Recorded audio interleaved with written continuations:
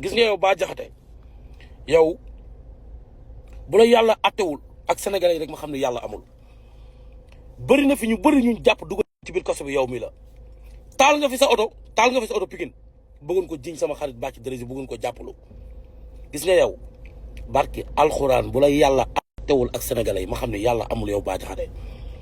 nit ku bon nga te tappet nga ragal nga buqat barki alxuraanu karim booy yi nga fi doon jël di taf seen photo di leen jàppalu naan la ici c'est une république naan dëkk bi dafa am yoon billaay di nga xam ne dëkk bi léegi dafa am yoon man maa la ko wax nag dëkk bi di nga xam ne yow Bah Diakhaté yow dëkk bi dafa am yoon réew weesuwul nga toog naan ay ta képp koo tafoon photom boole ko police te deful dara booy ñi ngi waajal sa ndey plainte collectif sa kaw la jëm réewoo sax yow